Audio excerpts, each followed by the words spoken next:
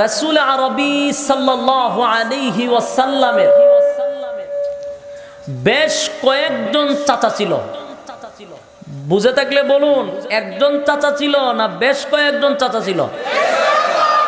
বেশ কয়েকজন। এরই মধ্যে একজন চাচার নাম হলো আবু তালেব। নাম শুনছেন?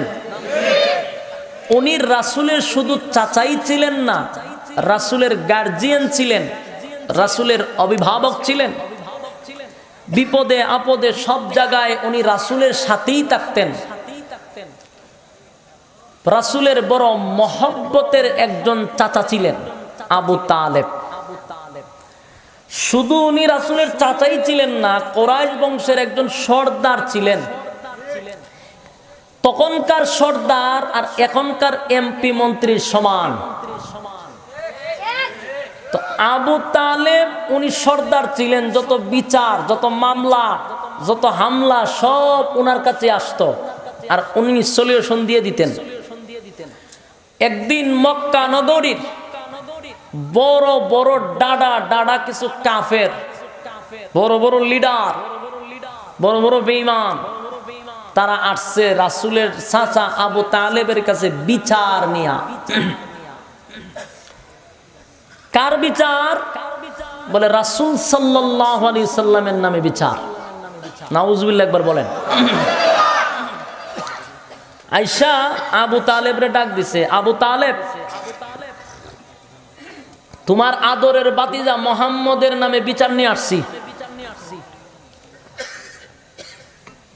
তুমি তার বিচারটা সঠিক করে দিবা, এই জন্য আসছি। কারণ ধৈর্যের সীমা অতিক্রম করেছে, আমরা আর ধৈর্য ধরতে পারতেছি না। তোমার ভাতিজা যা শুরু করছে, ধৈর্যের সীমা অতিক্রম করেছে, ধৈর্যের বাঁধ ছিঁড়ে গেছে। এখন তুমি তোমার ভাতিজার বিচার করো, আর না হয় বিচার যদি সঠিক না করতে পারো, তোমার ভাতিজাকে আমার কাছে ছেড়ে দাও, আমরা তোমার ভাতিজাকে পিটাইয়া শায়েস্তা করব। হেতারা কয়েকজনে নাউজুবিল্লাহ বলে, হেতারা এই ফুলার পাইসা এরিছে। রাসূল সাল্লাল্লাহু আলাইহি সাল্লামের নামে বিচার দেয়ার বলে যে আপনি যদি সঠিক বিচার না করতে পারেন, বিচার করলে করেন, আর না পারলে আমাদের কাছে ছেড়ে দেন, আমরা সাইজ করব। এখন আপনারা কি বলবেন?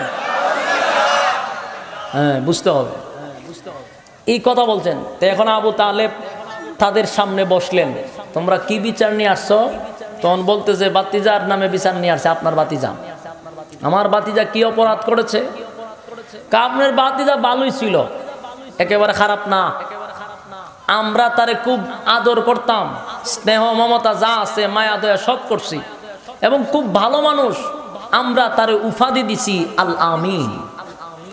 এই আল আমিন উপাধি কে দিছে? বেঈমানরা দিছে। যে আপনি সত্যবাদী, আপনার মতো ভালো মানুষ আল্লাহর জমিন আর কেউ নাই। এরা নিজেই স্বীকৃতি দিল যে তোমার ভাতিজা ভালোই ছিল, আমরা তারে উপাধি দিছিলাম আল আমিন, মোটামুটি খারাপ ছিল না। কিন্তু ইদানিং তোমার ভাতিজা কোথার থেকে এক ধর্মের আবির্ভাব করেছে, তোমার ভাতিজা এখন আমাদের বাপ দাদার ধর্মের মধ্যে চুনকালি দেওয়া শুরু করছে। তোমার ভাতিজা এখন আমাদের 360 মূর্তির বিরুদ্ধে কথা বলা শুরু করেছে, এক আল্লাহর দাওয়াত দেওয়া শুরু করছে। ভাতিজা এতদিন ভালোই ছিল, যখন আল্লাহর দাওয়াত দেওয়া শুরু করছে, যখন হক কথাগুলি এখন বলতে শুরু করছে, ইসলামের সঠিক কথা যখন তাদের কান পর্যন্ত পৌঁছায় দেওয়ার চেষ্টা চালাচ্ছে, তখন আর ভালো রইল না। মসজিদের ইমাম সাহেব খুব ভালো, ইমাম সাহেবের দাওয়াত দিয়ে নিয়ে দেশি মুরগির রান খাওয়াই, ইমাম সাহেবের দাওয়াত দিয়ে নিয়ে 500 টাকা পকেটে বেড়ে দেয়, মাশাআল্লাহ ইমাম সাহেব বালা। কিন্তু ইদানিং দেখি ইমাম সাহেব মসজিদে বৈশা সুদের বিরুদ্ধে কথা কয়, ঘুষের বিরুদ্ধে কথা কয়, বেনামাজের বিরুদ্ধে কথা কয়, বেফরদার বিরুদ্ধে কথা বলে। এখন ইমাম সাহেবের আর ভালো লাগে না। কিন্তু আগে ইমাম সাহেব ভালোই ছিল, আগে হক কথা কইছে না, এখন হক কথা বলে, আমাদের কাছে ভালো লাগে না, এখন তিতা লাগে। রাসূল আগে আল্লাহর কথার এক আল্লাহর দাওয়াত দেয় নাই, 40 বছর হওয়ার আগ পর্যন্ত রাসূল তাদের কাছে দ্বীনের দাওয়াত নিয়ে যায় নাই, তাদেরকে এক আল্লাহর দাওয়াত দেয় নাই, মূর্তির বিরোধিতা করে নাই। তখন আল আমিন ছিল, ভালো মানুষ ছিল। এখন এক আল্লাহর দাওয়াত দেয়, তারপরে 360 মূর্তির বিরোধিতা করে, তাদের আকাম কুকামের বিরুদ্ধে কথা বলে, এখন বালা না। তাহলে এই যে সিস্টেমটা, এটা আগেও ছিল, শুধু এখন না। কথা বলেন না দি? তো রাসূল যখন হক কথা বলা শুরু করছে, ওই বড় বড় লিডার গুলি আইসা আবু তালেবের কাছে বিচার দিছে, আপনার বাতিজাকে তামান, না হয় আমরা আপনার বাতিজাকে পিটায় শায়েস্তা করব। এই কথা বলার পর আবু তালেব বললেন, তোমাদের কি আর কোনো কথা আছে?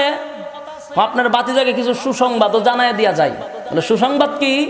বলে আপনার বাতিজায় যদি দ্বীনের দাওয়াত বন্ধ করে দেয়, এক আল্লাহর স্লোগান বন্ধ করে, আমাদের 360 মূর্তির বিরুদ্ধে যদি কথা বলা বন্ধ করে, তাহলে সে যদি নারী চায় আমরা নারী দিব, সে যদি বাড়ি চায় বাড়ি দিব, সে যদি বাদশাহী চায় বাদশাহী দিব, কিন্তু 360 মূর্তির বিরুদ্ধে যেন কথা না বলে। প্রস্তাব দিয়ে গেছে রাসূল। আবু তালেব বললেন, ঠিক আছে তোমরা যাও, আমি এটা দেখতেছি, বিষয়টা নিয়ে আমি একটু দেখবো। তারা চলে যাওয়ার পরে আবু তালেব রাসূল আরবি সাল্লাল্লাহু আলাইহি ওয়াসাল্লামের কাছে এসে বললেন, মুহাম্মদ সাল্লাল্লাহু, ও বাতিজা, তোমার নামে মক্কা নগরীর বড় বড় লিডার, বড় বড় মাতব্বর, সর্দার তোমার নামে বিচার নিয়ে আসছে। কি বিচার? তুমি নাকি এখন থেকে এক আল্লাহর দাওয়াত দাও, তুমি নাকি 360 মূর্তির বিরুদ্ধে কথা বলো, তুমি নাকি বাপদাদার ধর্মের মধ্যে চুনকালি দিচ্ছ। এটা কি সত্য? তুমি নাকি নিজেকে নবী দাবি করতেছ, সত্য? এখন তুমি যদি এগুলা না ছাড়ো, এগুলা যদি বন্ধ না করো, তারা তোমাকে হুমকি দিয়েছে, তারা তোমার উপরে আক্রমণ করবে, এর জন্য তুমি প্রস্তুত থাকার জন্য তারা হুমকি দিয়ে গেছে।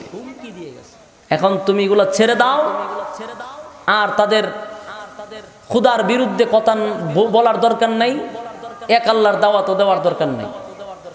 রাসূল প্রস্তাব দিলেন, তাদের কথাগুলি আল্লাহর রাসূলের কাছে পেশ করলেন। রাসূল হাও বললেন না, নাও বললেন না, নীরবে কাঁদতে লাগলেন, কাঁদতে লাগলেন। আবু তালেব বললেন, বাতিজা, তোমাকে আমি কলিজাত থেকে ভালোবাসি। কে বলছে? আবু তালেব বলতেছে। খেয়াল করতে হবে কিন্তু, আলোচনা কিন্তু এই জায়গার মধ্যে, এখান থেকে না বুঝলে পরবর্তীতে বুঝতেন না। আবু তালেব বলতেছে, বাতিজা, তোমার আমি নিজের জীবনের চেয়েও বেশি ভালোবাসি।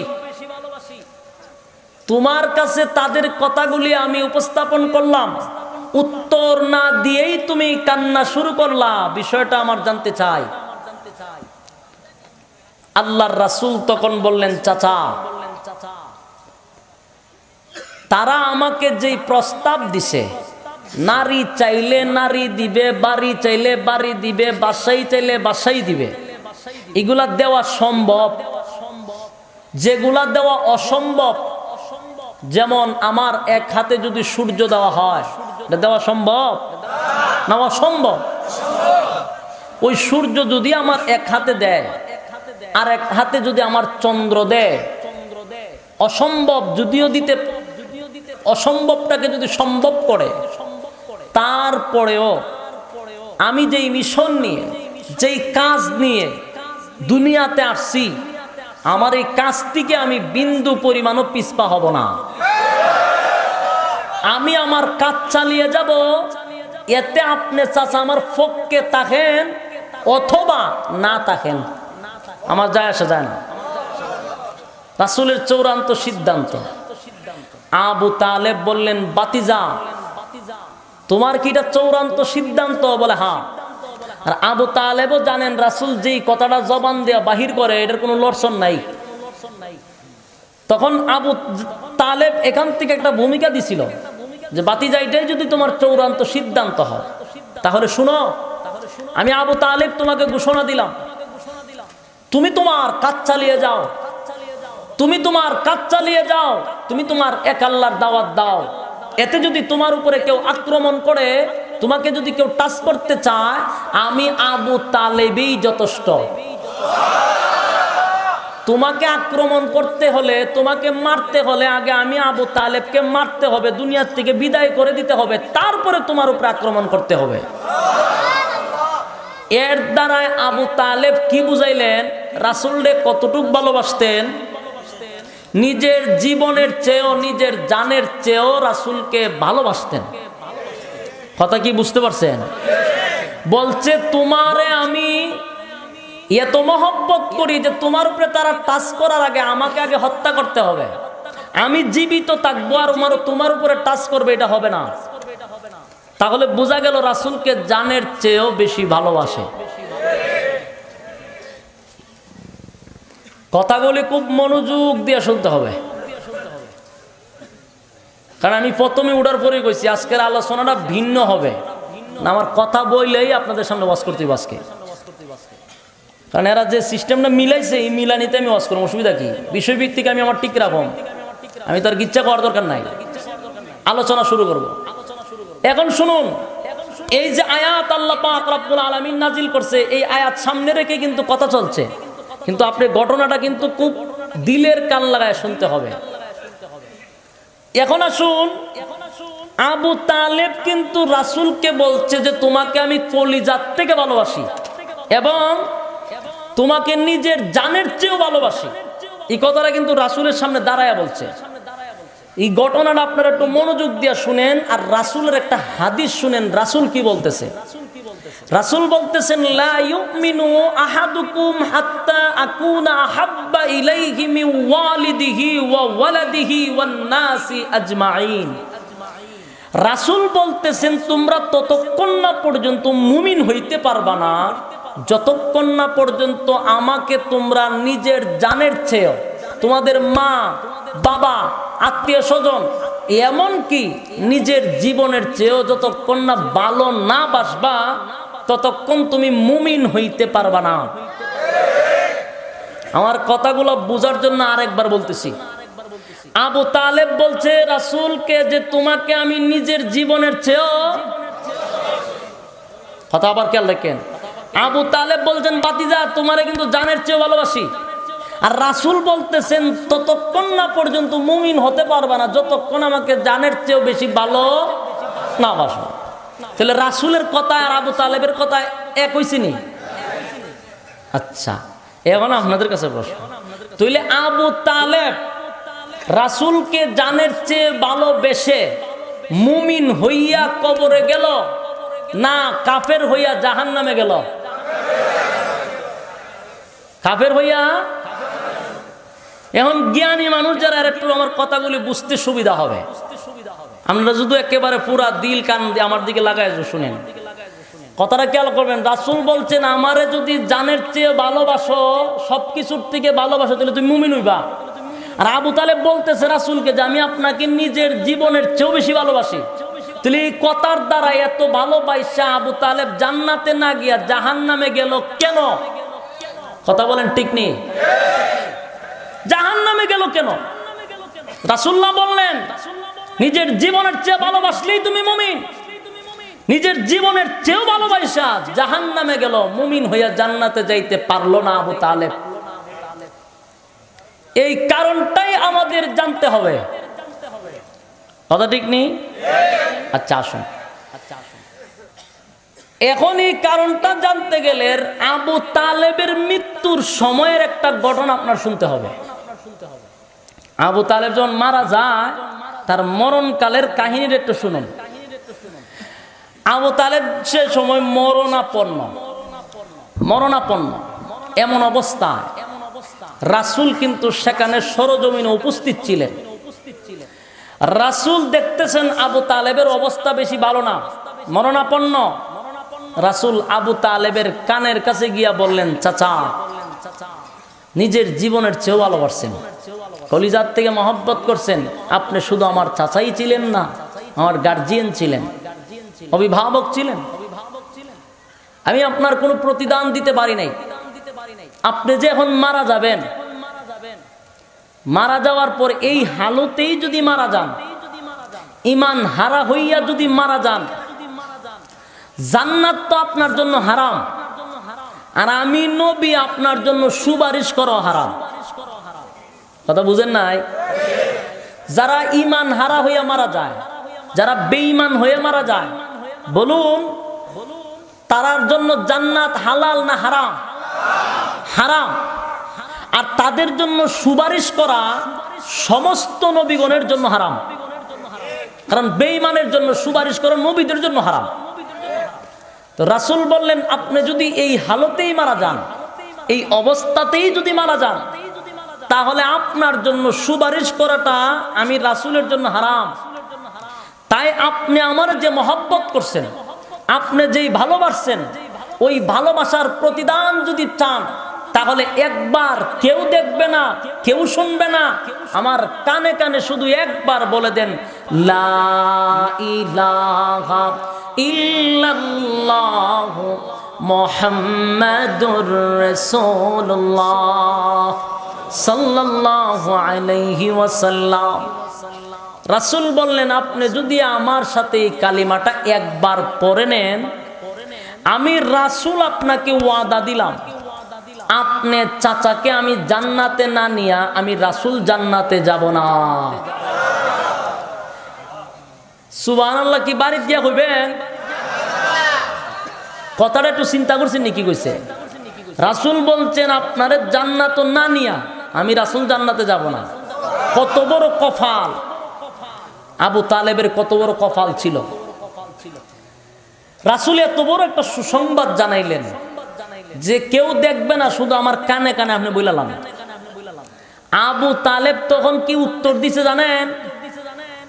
আবু তালেব তখন উত্তর দিলেন, বাতিজা, তুমি বড় শানওয়ালা নবী, তোমার ধর্ম যে সত্য আমার জানার বাকি নাই, তুমি যে সত্য নবী আমার জানার বাকি নাই, তুমি যে শানওয়ালা নবী, তুমি যে শানওয়ালা নবী, সেটা তোমার মার মুখ থেকেও শুনেছি, আমি আমার চোখকেও কিছু দেখেছি। কি কইছে বুঝছে?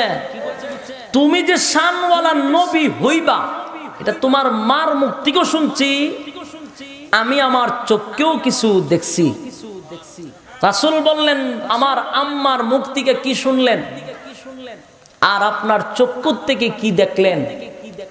আবু তালেব তখন বললেন, বাতিজা, তোমার মার মুখ থেকে শুনেছি, তুমি যেদিন দুনিয়াতে পদার্পণ করবা, যেদিন দুনিয়াতে তুমি আগমন হবা, সেদিন তোমার মা যেদিন তোমাকে দুনিয়াতে, তুমি যেদিন দুনিয়াতে তোমার মার গর্ভের থেকে দুনিয়াতে আসবা, বাচ্চা আসার আগে মার একটা বেদনা হয়, বেদনা সৃষ্টি করে আল্লাহ দুনিয়াতে সন্তান পাঠায় দেয়। এটাই সিস্টেম, ঠিক কিনা? কারণ মানুষ যখন মায়ের গর্ভে থাকে, তখন মানুষের মাথাগুলা থাকে উপরে আর পাগুলি থাকে, মার পেটের ভিতরে বেদনা সৃষ্টি করে, মাথাটা নিচের দিকে আনে, পাগুলি উপর দিয়ে, তারপরে দুনিয়াতে পদার্পণ করে। এটাই হলো সিস্টেম। তো তোমার মা বলছে, তুমি দুনিয়াতে আসার আগে তোমার মার পেটে কোনো ব্যথাই হয় নাই কোনোদিন। সুবহানাল্লাহ কইতেন না? এ ভাই, আবু তালেব বলেন, বাতিজা, তুমি যে শানওয়ালা নবী হবা, এটা তোমার আম্মা আমাকে জানাইছে। শানওয়ালা নবী। আরে বাতিজা, মানুষ যখন দুনিয়াতে পদার্পণ করে, তখন মানুষের শরীরে নোংরা কিছু জিনিস থাকে, রক্ত থাকে, বিভিন্ন আবর্জনা শরীরে লাগানো থাকে, দুর্গন্ধ থাকে। কিন্তু বাতিজা, তোমার মা, তোমার আম্মা বলেছে, তুমি দুনিয়াতে যখন পদার্পণ করো, কে যেন তোমারে গোসল করাইয়া মেশকে আম্বর লাগাইয়া দুনিয়াতে পাঠাইছে। আরে বাতিজা, তুমি যে শানওয়ালা নবী গো, তোমার মার মুখ থেকে শুনেছি রে বাতিজা। শুধু কি তাই, শুধু কি তাই না, প্রত্যেকটা মানুষ যখন দুনিয়াতে পদার্পণ করে, তখন তার নাভিটা দুনিয়াতে আসার পরে নাভির মধ্যে একটা লত লাগানো লাগে, দেখছেন নি? নার কয়। এই নারটা দুনিয়াতে আসার পরে কাটতে হয়, কিন্তু না, কে যেন তোমার এই নার কেটে নাভি কেটে দুনিয়াতে পদার্পণ করেছ। আরে বাতিজা, প্রত্যেকটা ছেলে সন্তান যখন দুনিয়াতে জন্মগ্রহণ করে, তারে দুনিয়াতে আসার পরে খতনা করানো লাগে, মুসলমানি করানি লাগে। কিন্তু তুমি দুনিয়াতে আসার সময় মুসলমানি করে তোমারে দুনিয়াতে পাঠাইছে। আরে বাতিজা, শুধু তাই নয়, আরো আশ্চর্য কথা বলেছে। আরে বাতিজা, তুমি যখন দুনিয়াতে আসলা, দুনিয়াতে আসার সাথে সাথেই তুমি তোমার মালিকের কুদরতি পায়ে একটা লম্বা সেজদা দিলা। লম্বা সেজদায় পড়ে গেলাম। লম্বা সেজদায় পড়ে তুমি কি দোয়া করেছো সেটা তোমার মা বলতে পারে না, তবে তোমাকে দোয়া করতে শুনেছে। তুমি যখন তোমার শাহাদাত আঙ্গুলটা যখন আসমানের দিকে উঠাইলা, গোটা জগৎটা যেন আলোকিত হয়ে গেছে। আরে বাতিজা, শুধু কি তাই না, আরো কিছু শোনাইছে, আরো আশ্চর্য ঘটনা শোনাইছে। তুমি যখন সেজদার থেকে উঠে, লম্বা সেজদার থেকে উঠে স্বাভাবিক ছেলেদের মতো একেবারে লম্বা হয়ে শুয়ে গেলা, এমনি উপর থেকে আওয়াজ আসতে লাগলো, এই বাচ্চাটাকে গায়েব করে দে, গায়েব করে দে। মাশরিক থেকে মাগরিব পর্যন্ত বাচ্চাটাকে সমস্ত প্রাণীদেরকে, সমস্ত সৃষ্টি জগৎকে দেখায়া দে। কিছুক্ষণ পরে ঘরটা অন্ধকার হয়ে গেল। কিছুক্ষণ পরে ঘর অন্ধকার হওয়ার পরে নবী মুহাম্মদ সাল্লাল্লাহু আলাইহি ওয়াসাল্লামকে কোথাও পাওয়া যায় না, ঘরের ভিতরে নাই, উধাও হয়ে গেল। আমেনা নবীর মা কান্না শুরু করে দিল, আমার সন্তানটাকে মনে হয় জিনভূতে নিয়ে গেছে। আওয়াজ আসতেছে, এ আমেনা, কান্নার কোনো প্রয়োজন নাই, কানবা না, তোমার সন্তান সময় মতো তোমার কাছে ফিরাইয়া দেওয়া হবে। তামাম পৃথিবী ভ্রমণ করানোর পরে আল্লাহ বলেন, রে ফেরেশতারা, আমার এই বন্ধুর সিনার ভিতরে সমস্ত প্রাণীদের একটা পাখির গুণ পর্যন্ত আমার বন্ধুর সিনার ভিতরে ঢুকায়া দেয়। যত গুণ আছে আমার বন্ধুর সিনার ভিতরে ঢুকায়া দেয়। আর 10 জন নবীদের উল্লেখযোগ্য 10 জন নবীদের গুণ আমার নবীর সিনার ভিতরে ঢুকায়া দেয়। ফেরেশতারা বলে, মালিক, নবী তো 10 জন নয় গো, তাহলে সিনার ভিতরে মাত্র 10 জনের গুণ কেন ঢুকাইব? আল্লাহ বলেন, তাহলে যত নবী পয়গম্বর দুনিয়াতে আমি আল্লাহ পাঠাইলাম, সমস্ত পয়গম্বরের গুণ আমার বন্ধুর সিনার ভিতরে ঢুকায়া দেয়।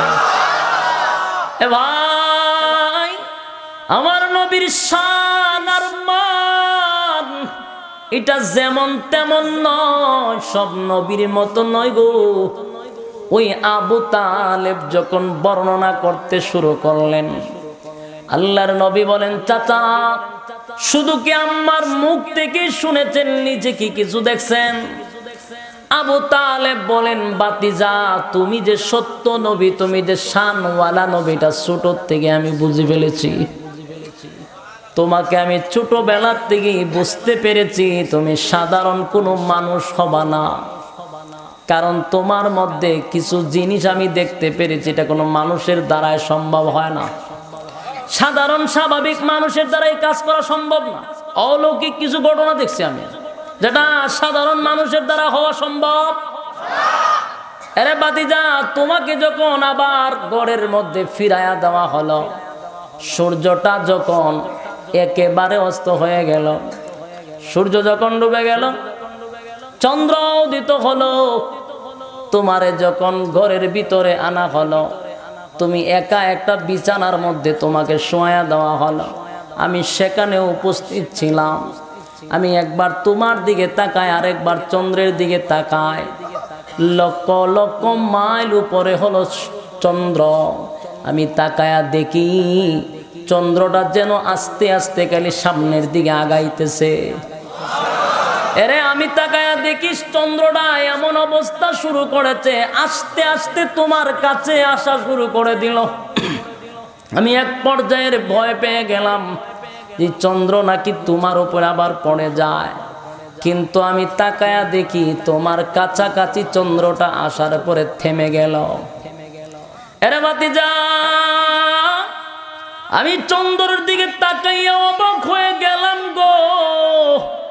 আকাশের চন্দ্র আমার ভাতিজার কাছে এসে কি করে সেটা আমি আশ্চর্য হয়ে তাকায়া রইলাম। দেখলাম চন্দ্র খালি ডাইনে বামে খালি লড়াচড়া করে। হঠাৎ করে তাকায়া দেখি চন্দ্র লড়ে না। তুমি ডাইনে হাত লাড়াও, চন্দ্র ডাইনে লড়ে। তুমি বামে হাত লাড়াও, চন্দ্র বামে লড়ে।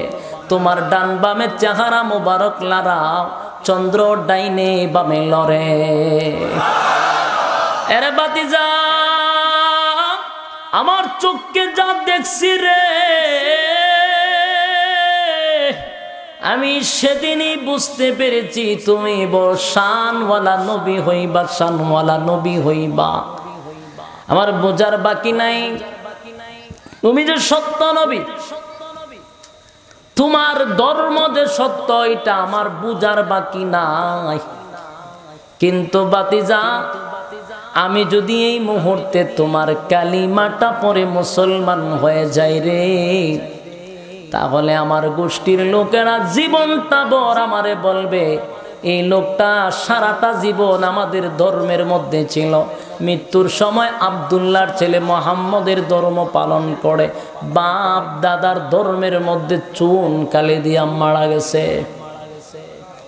তাই আমি আমার এই অপবাদ বরদাস্ত করতে পারবো না, অপবাদ বরদাস্ত করতে পারবো না। তাই তোমার কথা না মানলে, তোমার ধর্ম না মানলে পরকালে যে জাহান্নামের আগুনে জ্বলতে হবে এটা আমি ভালো কইরা জানি। কিন্তু দুনিয়ার অপবাদ বরদাস্ত করতে পারবো না, তাই আমি জাহান্নামের আগুনটাই বেছে নিলাম। চিন্তা করছে এর কপালে কত বড় টাটা পড়ছে? টাটা করিনি আপনারা? চিন্তা করছেন নি? রাসূল যে সত্য নবী সে বুঝতে পারছে, রাসূল যে রাসূলের ধর্ম যে সত্য এটাও বুঝতে পারছে। এর পরেও সে জাহান্নামের আগুনটা বেছে নিল, দুনিয়ার অপবাদ সে বরদাস্ত করতে পারতো না। চিন্তা করছে? এখন আসুন, এ আবু তালেব যখন কথা বইলা লেছে রাসূলে, রাসূল অত্যন্ত ব্যথিত হয়ে গেলেন, খুব কষ্ট পাইছেন, আঘাত পাইছেন। তাই রাসূল এক পর্যায়ের চোখ দিয়ে পানি চলে আসছে। কারণ আবু তালেবকে রাসূল খুব মহব্বত করতেন, আবু তালেবও রাসূলকে মহব্বত করতেন। এখন রাসূলের চোখের সামনে আবু তালেব যখন জাহান্নামে চলে যাবে, আল্লাহর রাসূলের এই কথাগুলো শুনে রাসূলের চোখ দিয়ে পানি আয় পড়ছে। তারই হেদায়েত দেই সুবহান। এই আয়াতের দ্বারা এই প্রমাণ হয়ে গেল রাসূল কিন্তু হেদায়েতের মালিক না। হেদায়েতের মালিক কে? এ ভাই, আল্লাহ বলেন নবী গো, আপনার বড় মহব্বতের চাচা, আপনার বড় মহব্বতের মায়ার চাচা, তাই বলে আপনি হেদায়েত দিয়া জান্নাতে নিতে পারবেন না। আমি আল্লাহ যারে চাই গো তারে হেদায়েত দিয়ে আমি আল্লাহ জান্নাতে নেই। এখন প্রশ্ন হইল, রাসূল যদি হেদায়েত না দিতে পারে, রাসূল যদি হেদায়েত না দিতে পারে, রাসূল কোন খামের জানা দরকার না? রাসূল হেদায়েত দিতে পারলো না, তা আল্লাহ রাসূলকে পাঠাইলেন কেন? রাসূলের পাঠানোর উদ্দেশ্য কি? রাসূলের পাঠানোর উদ্দেশ্য হইল, রাসূলকে পাঠানোর উদ্দেশ্য হেদায়েত দেওয়ার জন্য না। সমস্ত পয়গম্বরদেরকে আল্লাহ পাঠাইছেন কোন কারণে? বলে মানুষকে হেদায়েতের রাস্তা দেখায়া দেওয়ার জন্য, হেদায়েত দেওয়ার জন্য না। রাস্তা দেখায় দেওয়ার জন্য, ঠিক নি? যদি রাসূলকে আল্লাহ হেদায়েতের মালিক বানায়া দিতেন তাহলে আবু জাহিল্লা জান্নাতে যাইতো না জাহান্নামে যাইতো? জোরে কই না, জান্নাতে যাইতো। কারণ রাসূলের চাচা, রাসূলের ভিতরে মায়া দেয়া বেশি, কইতো হেদায়েত দিয়া জ্বালাইছি, যা জান্নাতে যা। সব টিরে হেদায়েত দিয়া রাসূলের যুগে যারা আছিল সব হেদায়েত দিয়া জান্নাত ভরে লিত, ঠিক নি? কিন্তু আল্লাহ বলেন না, হেদায়েত আমি কাউর হাতে দেই না, এটা আমার হাতে রাখছি। তাহলে রাসূলকে আল্লাহ হেদায়েত দেওয়ার জন্য পাঠায় নাই, রাস্তা দেখায়া দেওয়ার জন্য। রাস্তার কাছে যখন আইনা দিবেন তখন আল্লাহ সিদ্ধান্ত নিবে তারা হেদায়েত দেওয়া যায় কিনা। রাসূল দৌড়াই না কই দিব, রাস্তার দাঁড় করাই দিব যে এই জান্নাতের রাস্তা, একটা দৌড় দেও। এখন দৌড় দিব না না দিব এটা কনফার্ম করবো আল্লাহ, কথা কই না দি। আর রাসূলের কাজ হলো চতুর্দিকটা টাইম নাই না রাস্তার দ্বারা দেখাই দেন যে এটা রাস্তা, এই হলো মেন রাস্তা, ঠিক নি? এতটুকু আমরা বুঝি না, না বুঝার কারণে মাঝে মধ্যে আল্লাহর রাসূলের সম্মান দিতে দিতে দিতে একেবারে মাজ্জা আল্লাহ বানাইলা, বড় আল্লাহ মাজ্জা আল্লাহ। আর হেতারার ফিসাবরে সম্মান দিতে দিতে একেবারে সুডু আল্লাহ বানাইলা। কার কোন জায়গায় স্তর এটা না বুঝার কারণে এই অবস্থা, যেন স্তর বুঝতে হবে। এখন আসুন, রাসূলকে আল্লাহ পাঠাইছেন রাস্তা দেখায় দেওয়ার জন্য, আর আল্লাহ হলেন হেদায়েতের মালিক। এখন প্রশ্ন হইল, আপনারা আমার কাছে প্রশ্ন করতে পারেন, হুজুর আবু তালেব রাসূলকে এত ভালোবাসলো, আবু তালেব রাসূলের জন্য জান দিতে প্রস্তুত, কিন্তু আবু তালেব হেদায়েত পাইয়া মৃত্যুবরণ করলো না কেন? এটা জানার উৎসাহ জাগেনি আপনারা? আইন আমরা একটু জানি না নি, আবু তালেব আল্লাহ হেদায়েত দিল না কেন? এত ভালোবাসতো, রাসূলের জন্য জীবন দিতে প্রস্তুত, কিন্তু হেদায়েত দিল না কেন? এখন হেদায়েত কারে দেয় আল্লাহ, এটা আমাদের জানা দরকার। আসুন, হেদায়েত কারে দেয়? এর আগে ছোট্ট একটা ঘটনা শুনেন। একবার আমার রাসূল দুইজন বড় বড় লিডার, বড় বড় কাফেরের জন্য দোয়া করছে। একটা কাফেরের নাম ছিল আবু জাহেল, আর একটা কাফেরের নাম ছিল খলিফাতুল মুসলিমিন উমর। তখন ঈমান আনে নাই। সবচেয়ে বড় বড় দুইজন কাফের, যাদের দাপট ছিল বেশি, যাদের পাওয়ার ছিল বেশি। এদের দাপটে, এদের পাওয়ারে এলাকা তরতর করে কাঁপে। যেমন এখন কিছু দলের কারণে পুরা দেশ কাঁপতাছে, বয়ে তরতর করে কাঁপে। কোনো কথা বলতেও পারি না, বললেও পরের দিন আমি নাই। এর লিগে আমরা এখন আসমানের উপরের ওয়াজ করি আর জমিনের নিচের ওয়াজ, মাঝখানের ওয়াজও যাই না। কারণ মাঝখানের ওয়াজ করতে গেলে বোতল দেখায় এরা ধরা পড়ে, পরে আমরা বোতল দা বাইরেইব তাক ওখানে তো হেরার দাফটে পুরা জমিন কাঁপে। তো রাসূল দিছে দোয়া করে, আল্লাহ এই দুইটা লোক থেকে তুমি একটা লোক ইসলামের মধ্যে ঢুকায়া দাও, তইলে আমার ইসলামের দাওয়াত দিতে গিয়া আমার সুবিধা হবে, দিনের দাওয়াতটা দিতে গিয়ে খুব সেভ হয়ে যাবে, সুযোগ হয়ে যাবে।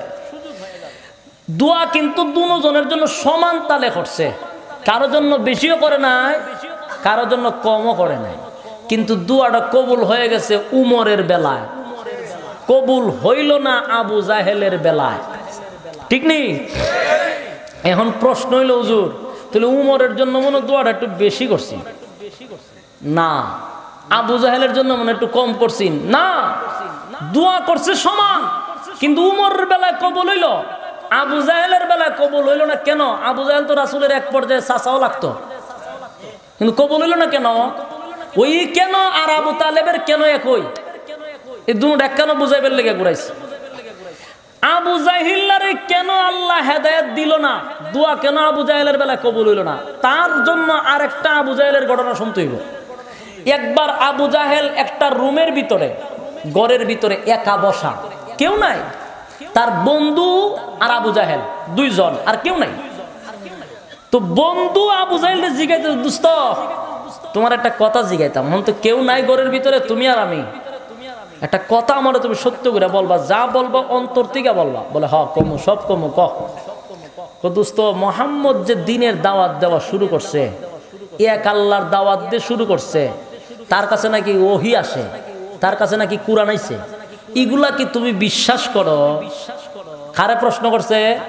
আবু জাহল, তার দুস্তে, যে দুস্ত, এগুলা কি তুমি বিশ্বাস করোনি?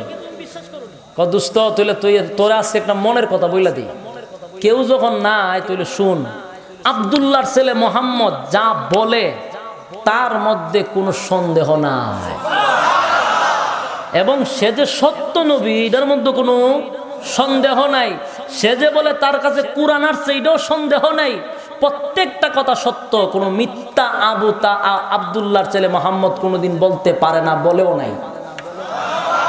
কারণ 40টা বছরের ভিতরে তার জবান দিয়ে একটা মিথ্যা কথা বলতে আমরা শুনি নাই।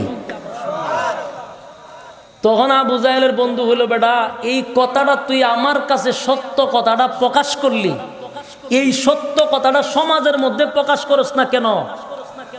কথাটা বুঝতে পারছেন?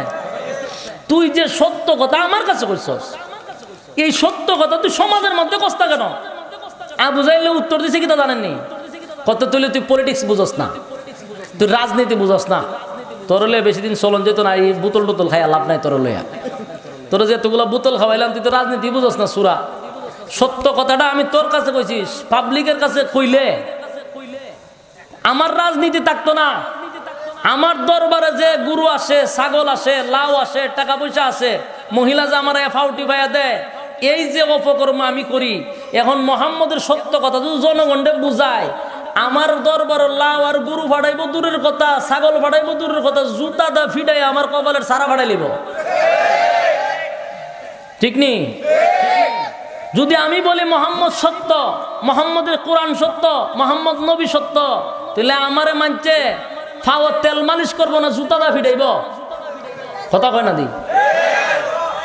তাই আমি সত্য কথা গোপন রাখছি, মিথ্যা কথা প্রকাশ করছি, যাতে আমার ব্যবসাটা জমজমাট থাকে। কথা বুঝতে পারছে?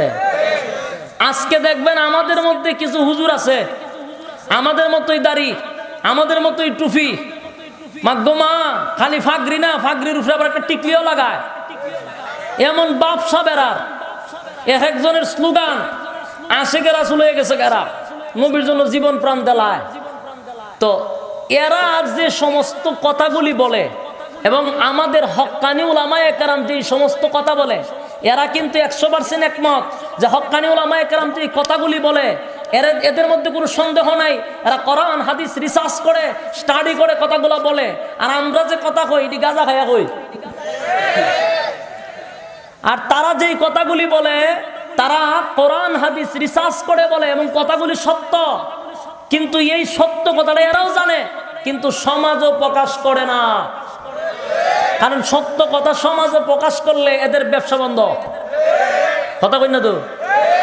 এরার খাও কেউ সেজদা দিব না, জুতা লইয়া কবলা বেরিব? এই জন্য সত্য কথা প্রকাশ করে না, মিথ্যা কথা প্রকাশ করে, যার জন্য এদের ফায়ে সেজদা দেয়। সেজদা দেওয়া জায়েজ আছে? মহিলা সামনে লই বইয়া ওয়াজ করান, মহিলাদেরকে মুরিদ করান, জায়েজ আছে? তাহলে এই সত্য কথাটা এরা জানেনি। পর্দা করা যে ফরজ, এরা জানেনি। কথা কয় না মিয়া? এরা মনে প্রাণে বিশ্বাস করে পর্দা করা ফরজ, ফায়ের তলে সেজদা দেওয়া হারাম। কিন্তু এই কথাটা মুরিদানরে যদি শিখায়, বলে রে ভাও সেজদা দেওয়া হারাম, মহিলা লইয়া ফাও টিফানি হারাম, তইলে যদি আবার এরা টিফায় অথবা এরা যদি সেজদা দেওয়ায়, মুরিদানে জানছে, তখন জুতার ভিড়া মারিত পড়ব। এই জন্য তারা সত্য কথা বলে না, গোপন রাখে। তো আবু জাহেল সত্য কথা জানতো, কিন্তু সমাজের মধ্যে প্রকাশ করতো না, তার ব্যবসার জমজমাট থাকার জন্য। কথা বুঝতে পারছে? ওই আল্লাহ বলেন, জান্না শূন্যা, জান্না শূন্যা, তুই যা করছস, তুই যা করছস জান্না শূন্যা করছস। যেমন একটা কথা বলি, আমরা যে সমাজে আহাম কুহামডি করি, জেনা করা, সুদ খাওয়া, ঘুষ খাওয়া, নামাজ না পড়া, এটি সওয়াবের কাজ না গুনার কাজ? গুনার কাজ যেটা আমরা জানিনি, জান্না শূন্যায় করি। কথা বুঝছেন? জান্না শূন্যায় করি, জান্না শূন্য করলে মাফ আসেনি। আবু জাহেল যা করছে জান্না শূন্য করছে। সে জানতো নবী সত্য, জানতো কোরআন সত্য, ইসলাম সত্য, মানতে রাজি হয় নাই ব্যবসা জমজমাট করার জন্য। আল্লাহ বলেন তোর কপালো ঠাড়া ফালাই দিছি, তোর কপালো মোহর মাইরা দিছি, তুই কোনোদিন হেদায়েত পাবি না। আর খলিফাতুল মুসলিমিন উমর, উনিও কাফের ছিলেন, সন্ত্রাস ছিলেন, কিন্তু না জান্না নবীর বিরোধিতা করছে, জান্না নয়। অতীতে নবীর বিরোধিতা যা করছে না জান্না করছে, জান্না নয়। যেমন তারে এরা বুঝাইতো যে এটা কোরআন আসছে, এটা মিথ্যা কথা বলে, এই কোরআন নবী মুহাম্মদের কাছে আসছে, এগুলো সম্পূর্ণ মিথ্যা, সে নবী না, হে সমাজের মধ্যে নবী দাবি করে। উমর তাদের কথা লাফাইতো। একদিন সমস্ত মিটিং এর মধ্যে বলা হইলো মুহাম্মদের মাথাটা কে আমাদের কাছে এনে দিতে পারবা? নাউজুবিল্লাহ বলে, মুহাম্মদের মাথা এনে দিতে পারবানি? তখন খলিফাতুল মুসলিমিন উমর একটা তরবারি হাতে নিয়ে বললেন, হ্যাঁ, মুহাম্মদের মাথা না আমি একাই যথেষ্ট। তরবারি লিয়ে বাইরে গেছে, রাসূলের মাথা নিয়ে আসতো, কল্লা নিয়ে আসতো। রাস্তার মধ্যে একজনের জিজ্ঞাসা, যাও কই? মুহাম্মদের কল্লা আনতাম যাই। আপনারা এটার কিতা কই? মাথা কইনি, আমরা সিলেটে কই কল্লা, মাথা আনতাম যাই। আচ্ছা, তখন ওই লোকে বলতেছে যে ভাই, মুহাম্মদের মাথা আনবা পড়ে তোমার বোন আর বোনের জামাই ইসলাম ধর্ম গ্রহণ কইরা মুসলমান হয়ে গেছে। উমরে কইতেলে আগে হেরার মাথাটা লই আই, এরপরে মুহাম্মদের মাথা আনো। ঘরের ভিতরে গিয়া দেখে দরজার কাছে গেছে, কোরআনের তেলাওয়াত শোনা যায়। সুবহান। ওমর যত কোরআন তেলাওয়াত শুনে তত খালি আশ্চর্য হয়, দিল খালি নরম হইতে লাগলো। ঘরের ভিতরে ঢুকে রাগের ছুটে বইনটি ইচ্ছা মতো ফিডাইছে। বইনের জামাই রেখো, তুই তো কম বাটপার না, তোরও ফিডাই, হেডারও ফিডাইছে। ফিডাইতে ফিডাইতে দেখে নরম হয় না। মানুষ যখন একটা মানুষের মারতে শুরু করে তখন যখন সিল্লি মিল্লি দিয়ে ভাবাটাও দূরে লাখাই নিয়ে দেয়, তখন একটু মায়া লাগে। কিন্তু এরা যতই ফিডাই এরা এক ক্ষতি হয়। ইসলাম ধর্ম গ্রহণ করছি, মাইরা লাইলো আর ধর্ম ছাড়বো না।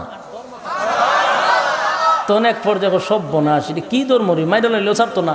তো কি পড়ছ আমার আবার শোনা, কয়টা মহাগ্রন্থ আল কোরআন, এটা তোমার শোনানো যাবে না, তুমি আগে গোসল করে ফাঁকটা কই আসো, তুমি তো মুইতে সুইতে পানি টেনে লইছো না, আগে পরিষ্কার হয়ে আসো। গোসল টোসল করে আইছে, পরে কোরআন তেলাওয়াত শুরু করছে। কোরআন তেলাওয়াত পড়তি আছে, তেলাওয়াত গুলো কইরো আপনাদেরকে শোনাইতাম, কিন্তু কপাল খারাপ, আজকে মাইকে আর আমি অ্যাডজাস্ট হইতে পারছি না। এবার আসুন, ওয়াজ কি আপনারা করেন না আমি করি? সব দেখেন, আমি বুঝতেছি এটা ওয়াজ করতেছি না, মাটি ঘাটতেছি।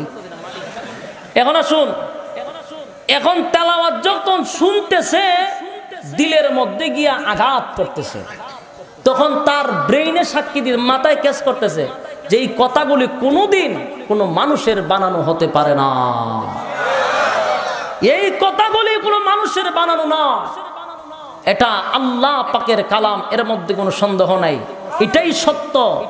এই কথাটা খালি ভিতরে আনছে আর বলছে না এটি সঠিক ধর্ম। আল্লাহ তার ভিতরে হেদায়েত ডাইলা দিছে। সাথে সাথে কইলো আমারে কালিমা পড়ায় দেন, দৌড়ায় গেছে রাসূলের কাছে তরবারি লইয়া। সাহাবায়ে কেরামরা তরবারি হাতে নিয়েছে যে হুজুর উমরের বাপ বালা না? রাসূল বলে বাপ ভালোই, তোমরা চুপ করে বয়ে যাওয়া। তখন উমর কাছে কাছে আসার পরে তরবারিটা তো হুজুর মাথা কাটার জন্য আসছিলাম, আমার মাথাটা আপনার কাছে নত করে দিলাম। হেদায়েত কেন দিল?